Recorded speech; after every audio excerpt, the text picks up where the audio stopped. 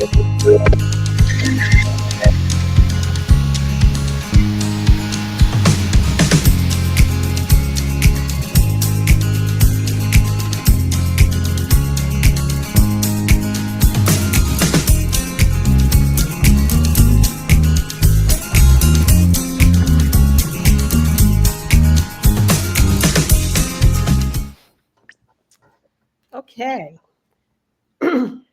So, Kate, take it over for right now.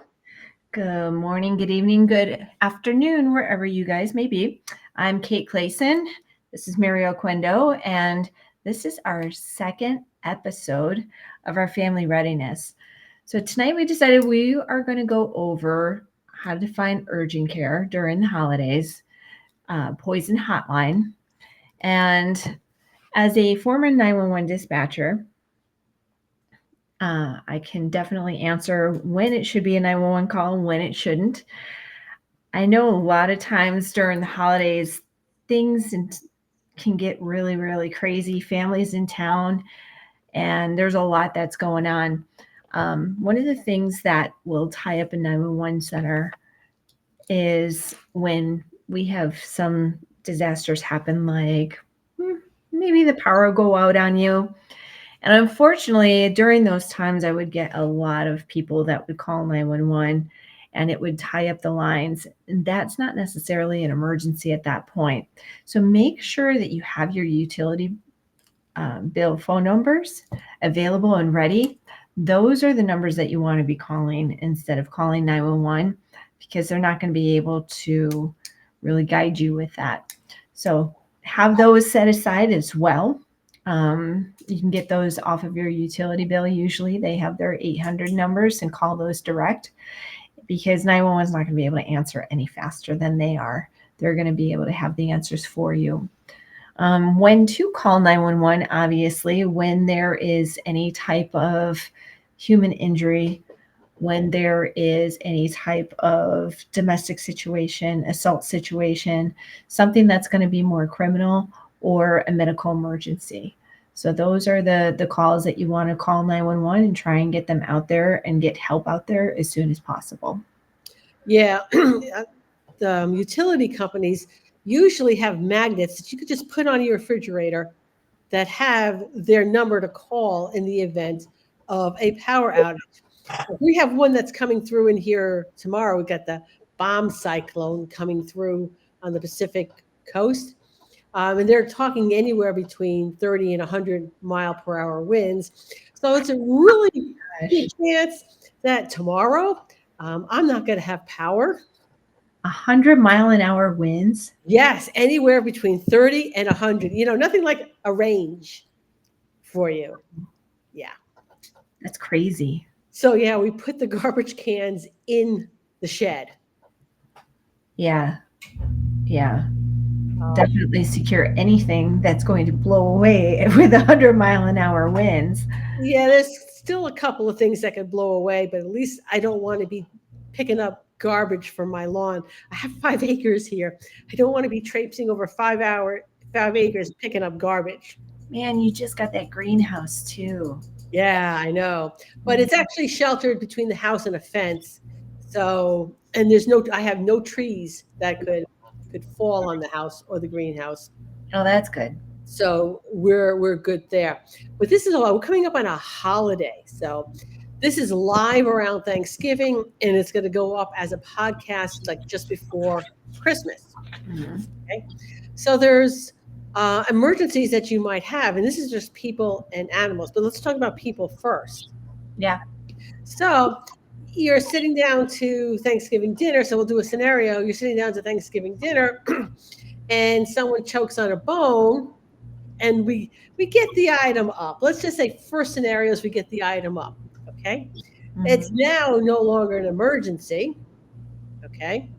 So where are you going to go? Are you going to go to urgent care? Do you know where the urgent care is? Do you know what the holiday hours are of the urgent care?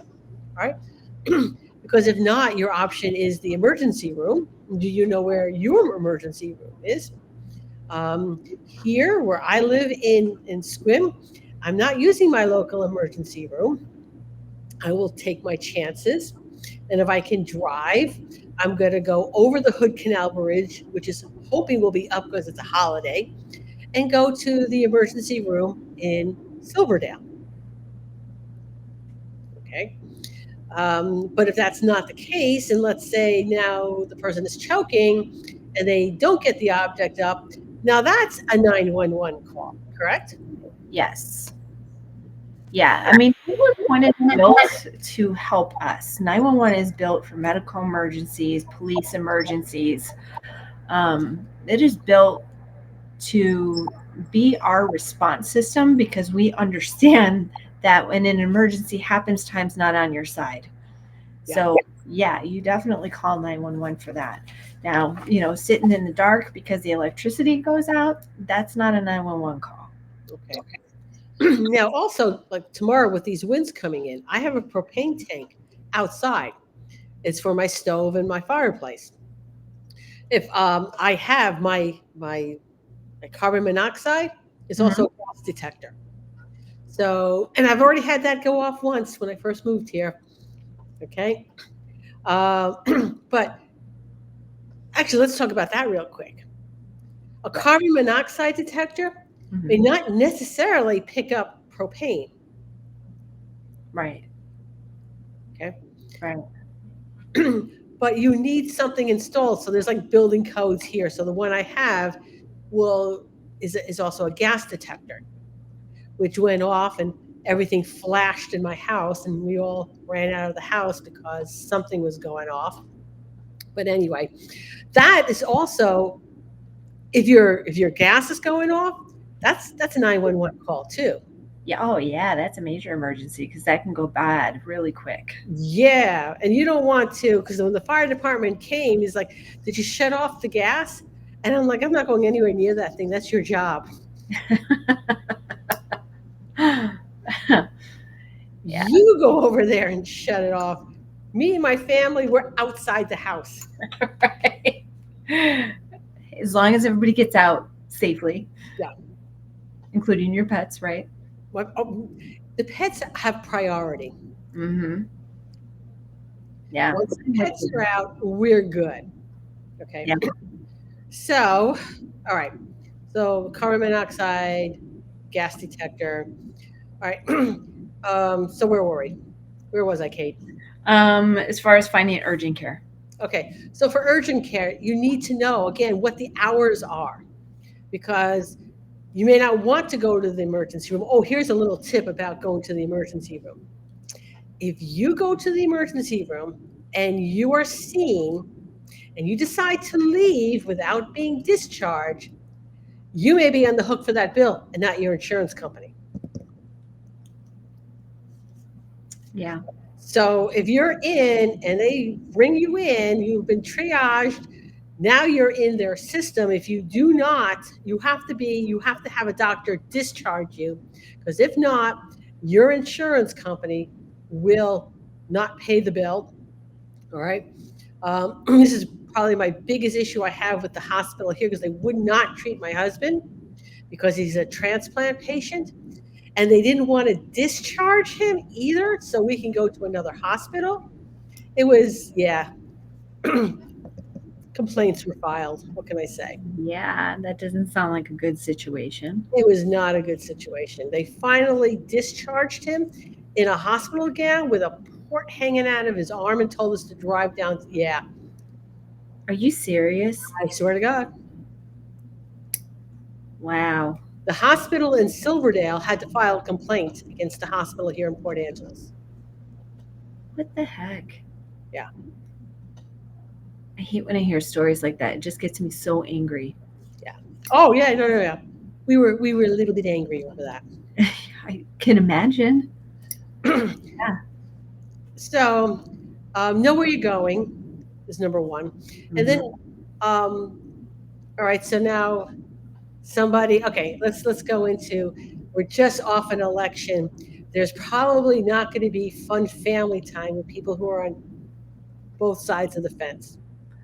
No, and I think it's more than just the election. I don't know. It just seems, at least what I've noticed, is people's moods have definitely dampered. Mm-hmm. the last couple of years. And people that used to be really happy and chipper are no longer happy and chipper. I just think there's just an overall, I don't know if I want to say an overall atmosphere of crankiness, but I think that's going to definitely add to it. I would hope not, but So I would expect crankiness at holiday dinners. Now, the way me and my husband have solved that problem is that we've made reservations at the local restaurant. oh, nice. Yeah, yeah. Nobody's around. We're not going anywhere. There used to be some rather large family get-togethers with in-laws and stuff like that. And you know what? No, I no. Um, And, you know, being a first responder, the holidays, they always started out, I'm not even going to say the word, it's the Q word that we don't say in emergency response. It's quiet. But you hit 9 o'clock ish, 8, 9 o'clock ish, and then all of a sudden the rest of the night is just crazy. And Alcohol is flowing. mm-hmm. Phones are loosened. So again, going back to when you're calling 911, right? It's not because I don't know Uncle Joe has had too much to drink and is now inappropriate, as opposed to Uncle Joe has had too much to drink. And I am making up a name. I do not even have an Uncle Joe in my family. Uncle Joe's had too much to drink, and now he's throwing a wine glass at you. Right. Yeah, it's the holidays were never fun. They were never fun. So definitely families don't necessarily really enjoy being together. At Right. least So, from my experience over the years. right. So no, but here's the thing too. If you know this about your family, okay, and you know you're going to get there and it's going to be problematic, you just problematic. It's also going to be problematic if you don't go. So, which is the better problem to have? Yeah. Well, and I think that's the thing. I think a lot of people over the holidays feel pressured. The holidays bring on extra stress. Yep. It's even more extra stress because of finances, right? Because we Yep. have to extend our finances for all these gifts. Um, you've got work sometimes, depending, I mean, in our field, work has extra demands. Um, so you've got the added work stress. And then you've got all the family stuff, family that you may not even see, but just once a year. And now all of a sudden you have to go and pretend like you know everything about that family member when really it's just kind of, I don't know. I always felt like they're still kind of a stranger, even though they're technically family. Yeah. It's not like you really talk throughout the year. Yeah. I for a while there, and this is let's go back 15-ish years. I stopped doing family dinners until one of my daughters got married, and the in-laws there always did big dinners, so we just sort of joined in over there. But I had stopped doing the big holiday dinners, and this had like nothing to do with politics and everything to do with people drinking too much. Mm-hmm. Okay, so I'd be sitting there cooking dinner all day, which got no help from anybody. And then I got brothers who are freely drinking. One of my brothers is hitting on the wife of another brother Oh, who's not putting a stop to it. Okay. The other brother is getting mad, and now there's a fist fight. oh, that's not good. No. So it was like stupidity because of that. And really what put an end to it was that for 1 year I required everyone to bring a dish. Mm-hmm. Everyone had to bring a dish. And they got so pissed off, okay, that I asked them to bring a dish that they didn't want to come anymore. And I'm like, yeah, I know. It's like, geez, I was like so heartbroken. My husband would go and hide in the kitchen and do dishes. Oh, wow. Yeah. So anyway, um, Holidays so are stressful. yeah. So you know what? Holiday get-togethers can be stressful, and even if you love your family, Hmm. things can still get stressful. Yeah, I think it's just a combination of everything. Yeah. So, Hmm. um, all right. So, urgent care for people, but what about something happens to your one of your pets?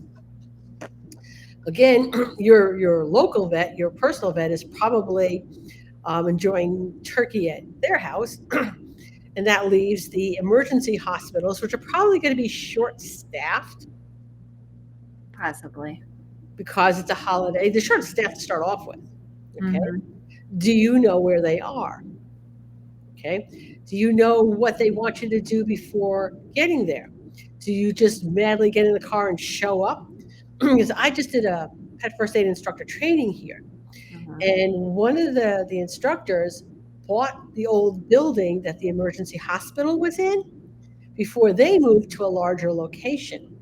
So he had to print out like handouts with turn by turn directions and put it in a like thing on the front door because people would just show up in a blind panic to his where it's no longer the emergency animal hospital, and not and give them directions to where the new hospital is.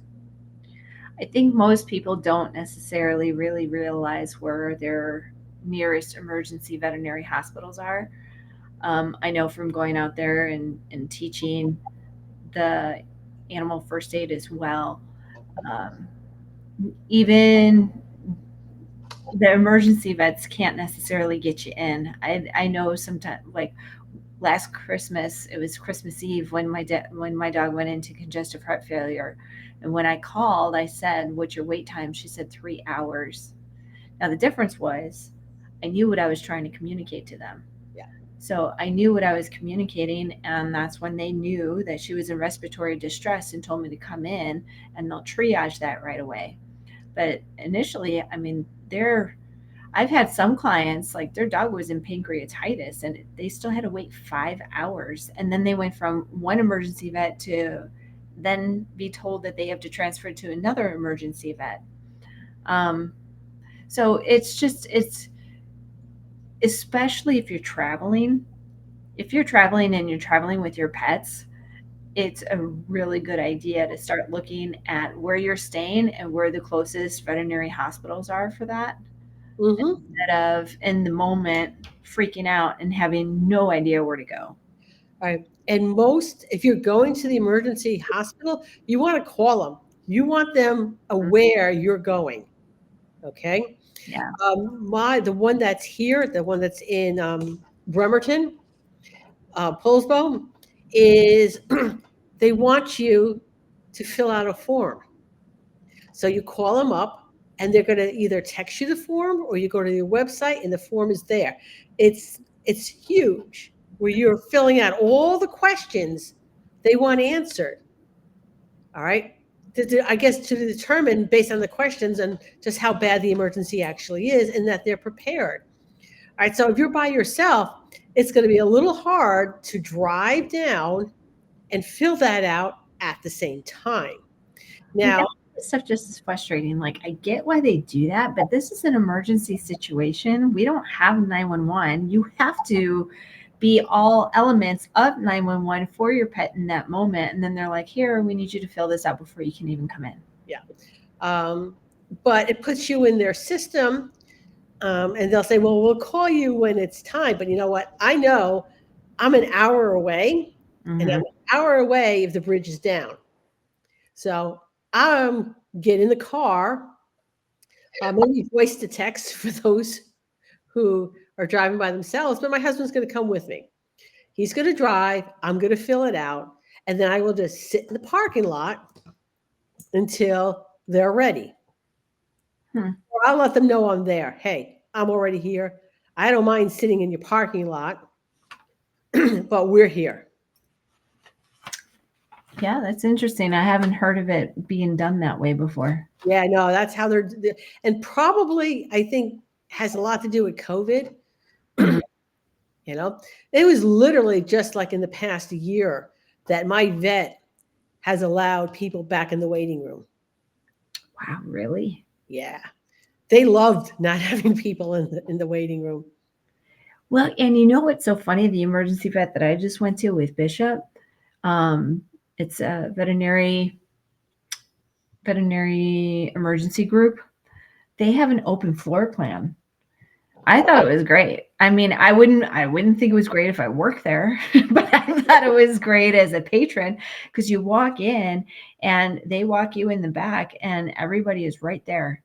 All the stations are right in the middle, and then their waiting room are couches that are circled around the main area. So you get to see everything that's going on. Yeah, I think as a groomer, I probably would not like that sort of scrutiny. Yeah, that's what I'm saying. If I had to work it, I wouldn't like it, Yeah. but as a customer, I really liked it. I think I don't think, no, I've never been in an emergency hospital where they had that kind of open concept. Yeah, it was the first time I was in there. And I mean, they utilized me for my help. I was able to help with them as far as starting the IV catheter, and um, they were trying to do stuff on him, and I was like, he's gonna probably go a little Dalmatian on you. So they would come and give him some peanut butter, and he's so food driven. You give him peanut butter, you can do anything to that dog. So um, it was actually kind of a cool experience. So before we move on to poison hotlines, both for human and for people, let's talk about that book you got right back there, Kate. That one right there, That one right there. I like that book. You like that book? I do. Can we see it? You certainly can.